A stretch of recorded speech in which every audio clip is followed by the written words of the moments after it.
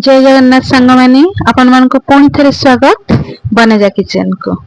आज पुणी मु एक नुआ रेसिपी नेकी आसीची हम ओडिया घरर पिठा काकरा पिठा।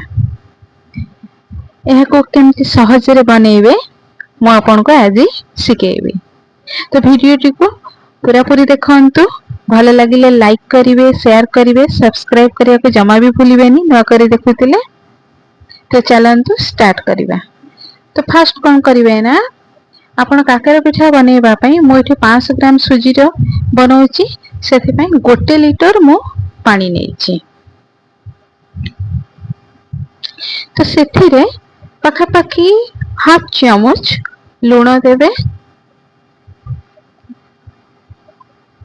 तबे चीनी आपणकर 500 ग्राम नेइची एथिरे पाखा पाखी 150 ग्राम रो चीनी आपण देबे।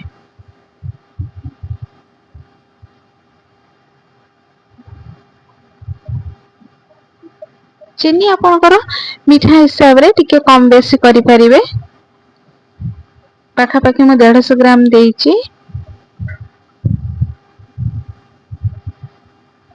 तो चीनी सहित पानी जेतेबेले टिके फुटिबा स्टार्ट करिवो भल भाबरे। एबे देखंतु पानी फुटिबा स्टार्ट हे गलानी। तो आमे कोन करिबा एबे सुजी को धीरे धीरे धीरे धीरे करिके एमती पकेइबा। गैस को मीडियम फ्लेम रे रखिबे। तो तापरे एमती घांटीबे हल्का रे, नहले सुजी में हमर गेटी हे जाय। भल भाबरे घांटीबे जेमती सुजी रो सबु दाना मिसी जीवो ठीक भाबरे।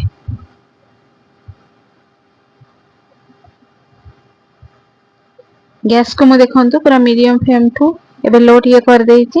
सुजी पूरा धीरे धीरे सब हे गलानी ठीक से। जेतेबेले आपनकर सुजी ता ना कढ़ई छाडी दबो पूरा ताल जानिबे परफेक्ट जंतुआणी हेची। भल भाबरे कढ़ई जेतेबेले छाडी दबो जानिबे आपनकर जंतुआणी रेडी हे गला। हाथ को टिके अठाळिया लागुथबो। एबे देखंतु हे गला परे मु कोन करली ना जंतुआणी को गोटे प्लेट को बाहर कर देइची। ताको भल भाबरे आपण चकडी देबे। चकडी देले तार सॉफ्टनेस पळे आसीबो। हाथ रे एमती चकडी देबे भल भाबरे पूरा सॉफ्टनेस हे जीवो। आ कोनोसी प्रकार गेटी रहिबोनी ता भितरे। ताहाले काकरा आपनकर फाटिबोनी पिठाटी। एबे देखंतु रेडी मु इथरे नडिया गोटे नेइची। ताको मु नडिया को कोरी देइची। आ एइथरे मु कंचा पुरो करूची। चीनी दे देइची एथरे आपण चाहिले भी नडिया को चीनी को बा गुड़ सहित मिसे के भाजी की गोटे पुरो बनै परिबे। मैं एमती करिछि। तो देखंतु खळी केमती प्रस्तुत करिबा। प्रथमे मु गैस लगे कि तेल कढ़ी बसई देइछि। एबे देखंतु जंतुआणी मु केमती खळी प्रस्तुत करली एई भଳି भाबरे करिवे। पुरो देइकी तापरे कोन करिवे ना चारि करू एमती भाबरे कर देबे जे ता परफेक्टली हे जेबो।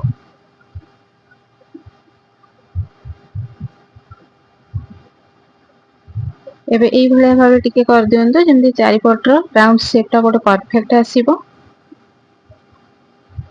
एबे देखंतु मु सबु गढी देइछि। तो चलंतु एबे तेल गरम हे जिवणी आमे ताको छाणीबा।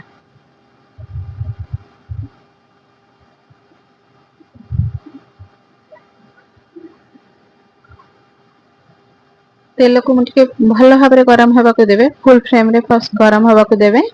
तापरे पिठा पकेइबे।